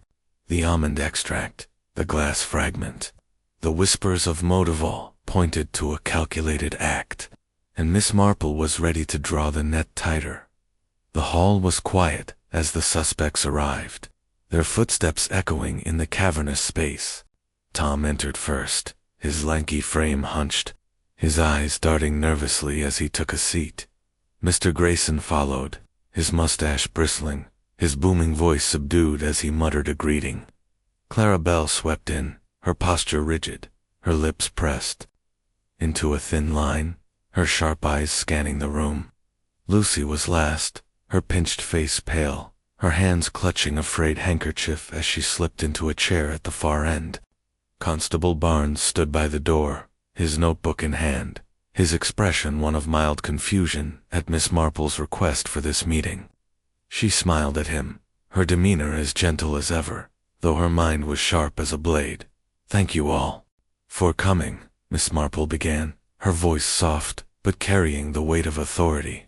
"This dreadful business with poor Eliza has shaken us all, and I thought it might help to talk things over, to share what we saw at the fair.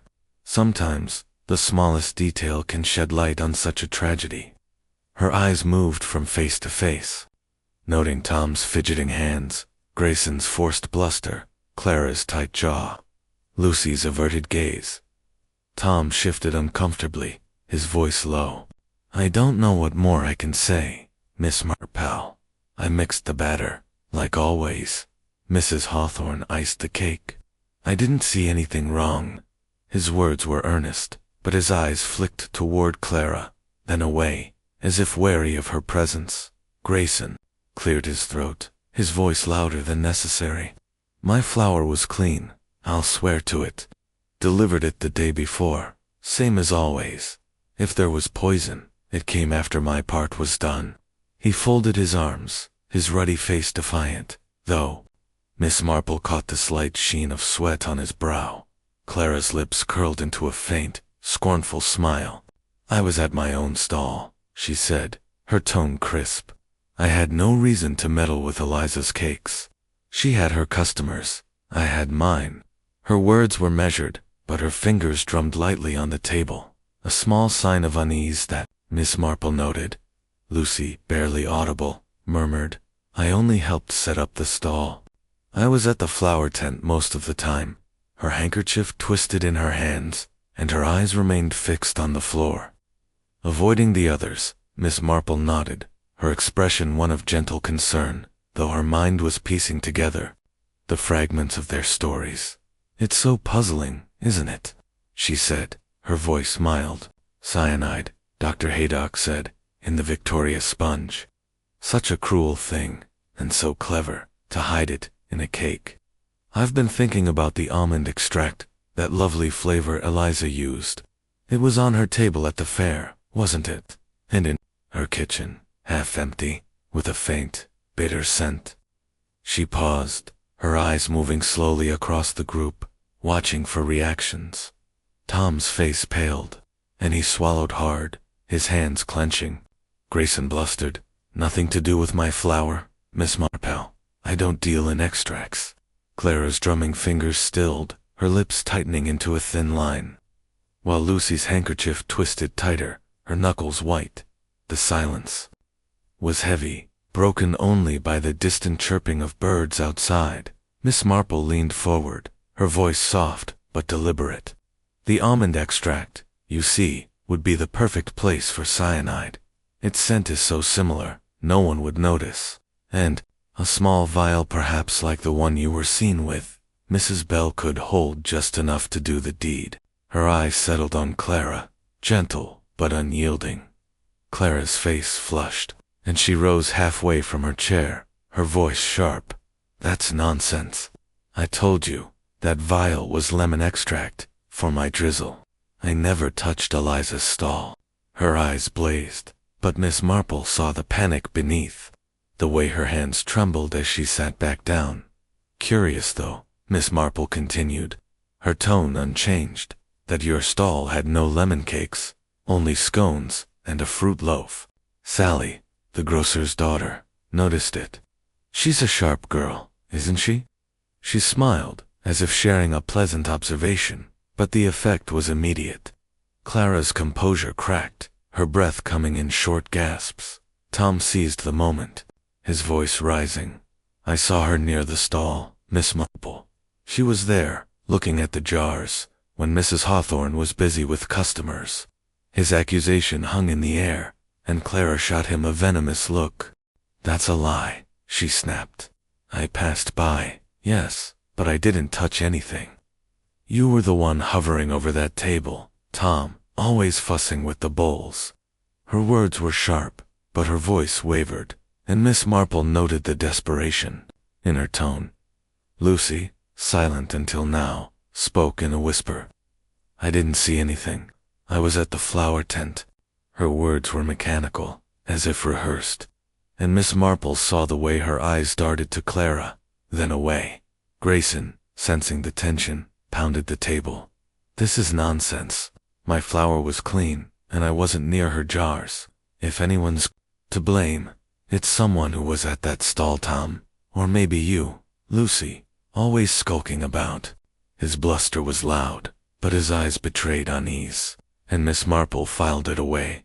She raised a hand, her gesture calming the room. Please, let's not accuse without proof, but it's clear someone knew Eliza's habits, her love for that almond extract, her habit of tasting her cakes. Mrs. Bell, your bakery is struggling, isn't it? I heard in Danford that customers were flocking to Eliza, leaving your shelves bare. A scandal at the Farah poisoned cake. Customers falling ill would have ruined her reputation, wouldn't it? Clara's face went ashen, and her voice broke. I didn't mean to kill her. The words burst out, a confession torn from her lips.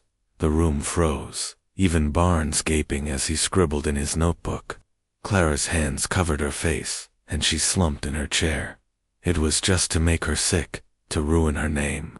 I put a little in the almond extract, just a drop, I thought. I didn't know she'd eat it herself. Miss Marple's eyes softened, though her voice remained steady. You slipped it in at the fair, didn't you? When the crowd was thick, and no one would notice a quick pour from your vial. It was not a question, and Clara's silence was answer enough. Tom stared, his mouth open. Grayson muttered under his breath, his bluster deflated. Lucy's handkerchief fell to the floor, her face blank with shock. Barnes stepped forward, his voice gruff. Mrs. Bell, you'll need to come with me. This is a matter for the station now.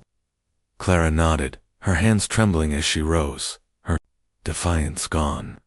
Miss Marple watched her go, her heart heavy but satisfied. The truth, as always, had emerged in the small things: the vial, the almond extract, the flicker of panic in Clara's eyes. She gathered her knitting, her scarf a little longer now, and prepared to leave, her work here done. Chapter 11. The confession. The village hall stood silent as Constable Barnes led Clara Bell away, her footsteps echoing faintly on the wooden floor, her head bowed under the weight of her confession. The air, thick with tension moments before, now felt heavy with a different kind of stillness, a mixture of shock and resolution. Miss Jane Marple remained seated at the head of the table, her knitting folded neatly in her lap, her eyes following Clara's retreating figure with a quiet sadness. Tom, Mr. Grayson, and Lucy sat frozen, their faces a study in contrasting emotions. Tom's eyes wide with disbelief, Grayson's ruddy cheeks flushed with relief, and Lucy's pinched features blank, her handkerchief crumpled on the table before her. The truth had surfaced, as Miss Marple had known it would, but the cost of it a life lost. Another ruined weighed heavily on her heart. Barnes paused at the door, his notebook tucked under his arm, and glanced back at Miss Marple. I'll need a statement from you, Miss Marple, he said, his voice gruff, but tinged with respect. You've a knack for this, haven't you? He shook his head, as if marveling at her quiet tenacity, and escorted Clara out into the fading light of St. Mary Mead. Miss Marple turned her attention to the others, her voice gentle but firm.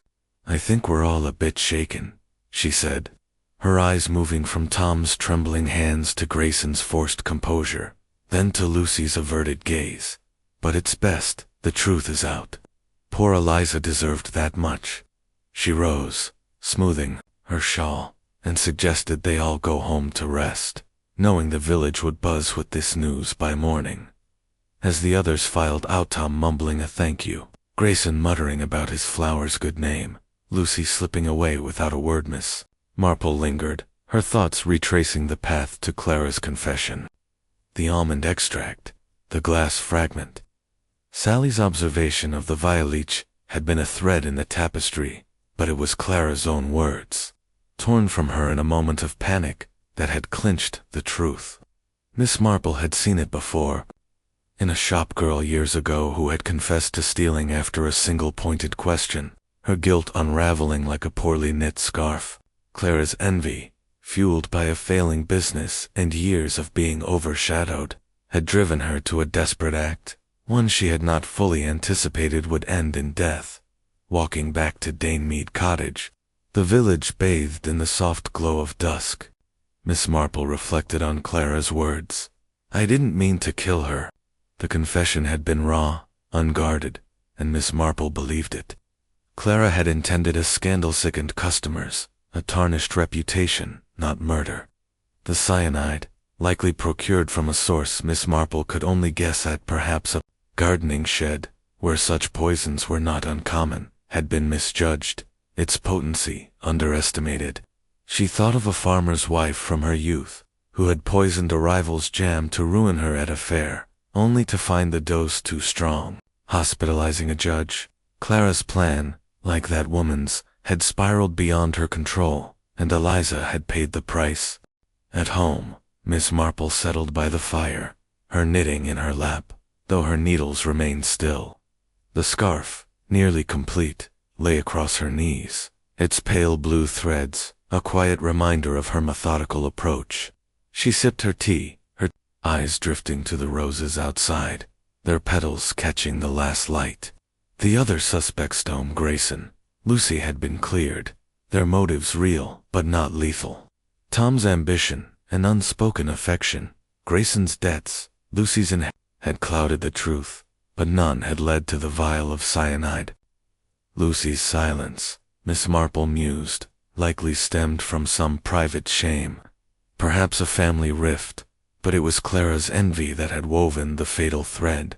She recalled the moment in the hall, Clara's face crumpling as she admitted her intent to ruin Eliza's name. The almond extract, left open on the stall's table, had been the perfect vessel, its scent masking the poison's bitter edge.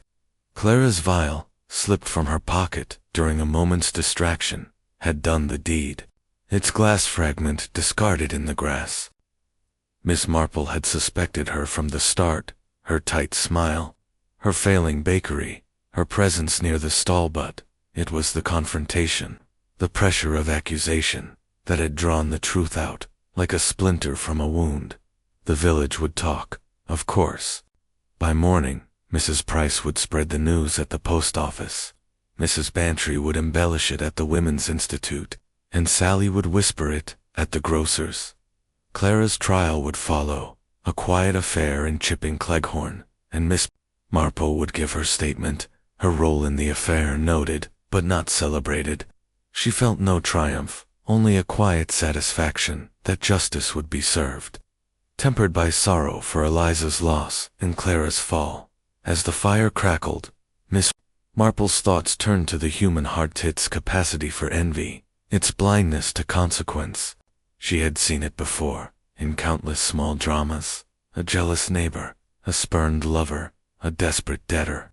Clara's crime was not unique, only tragic in its outcome. Miss Marple picked up her needles, the scarf's final stitches calling her back.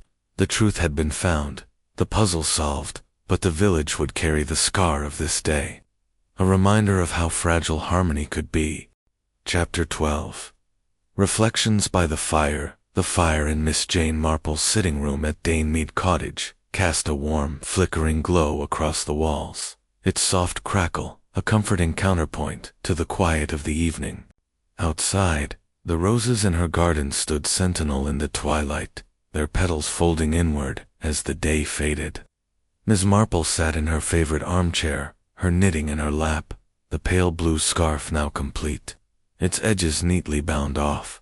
The village of St. Mary Mead was settling into an uneasy calm, the shock of Eliza Hawthorne's death and Clara Bell's confession still rippling through its lanes and cottages. Miss Marple sipped her tea, her eyes thoughtful, her mind turning over the events that had unraveled the mystery of the poisoned cake. The confrontation in the village hall had been the final stitch in the tapestry, Clara's admission raw and uncalculated, laying bare the truth. Miss Marple felt no triumph, only a quiet sorrow for the lives altered by envy's sharp edge. Clara's intent to ruin Eliza's reputation, to sicken her customers and dim her star, had spiraled into tragedy. A misjudged dose of cyanide claiming a life she had not meant to take. Miss Marple thought of the almond extract, its bitter scent, a silent accomplice, and the vial, its glass fragment, glinting in the grass. These small details, so easily overlooked, had been her guide, as they always were in such matters. She set her cup down, her gaze drifting to the fire. The other suspects, Tom, Grayson, Lucy had been threads in the puzzle, their motives real, but not fatal. Tom's ambition, tinged with unspoken affection, had made him nervous, but not guilty. Grayson's debts and bluster had pointed to desperation, but his flower was clean, his role confined to the periphery. Lucy's silence, her vague movements, had hinted at a secret, perhaps a family grievance. But her inheritance was no motive for murder. Miss Marple had seen their fears and flaws, as she had seen Clara's envy, and knew that human nature, with its tangled desires, was the true map of any crime. The village would heal. She knew, though, the scar of Eliza's death would linger. Mrs. Price would recount the tale at the post office, embellishing Clara's downfall with each telling. Mrs. Bantry would hold court at the Women's Institute, her theories of motive growing grander by the day. Young Sally, with her sharp eyes, would carry the story into the next generation, a cautionary tale of envy's cost. Miss Marple felt a pang for Clara, whose life would now be shaped by a courtroom in Chipping Cleghorn, her bakery likely to shudder, her name a byword for scandal. And for Eliza, whose cakes had brought joy to so many, there was only the silence of absence. She picked up her knitting needles, though the scarf was done, and began a new project, small cap, perhaps, for a neighbor's child.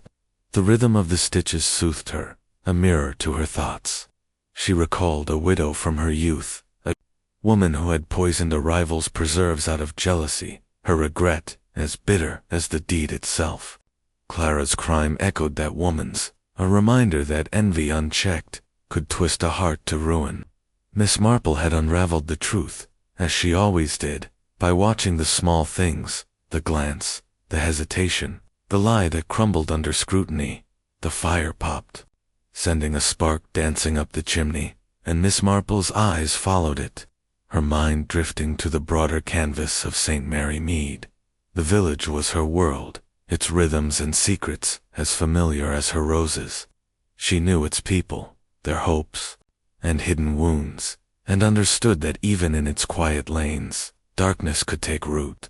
Eliza's death was a tragedy, but it was also a lesson, one Miss Marple carried in her heart as she faced each new puzzle life presented. As the clock on the mantel chimed softly, Miss Marple set her knitting aside and rose to close the curtains. The roses outside glowed faintly in the dusk, their beauty undimmed by the day's sorrows. She would attend Eliza's memorial, she decided, to honor the woman whose cakes had been a village treasure, and she would watch, as always, for the next ripple in the fabric of St. Mary Mead, knowing that truth, like her garden, required only patience to bloom.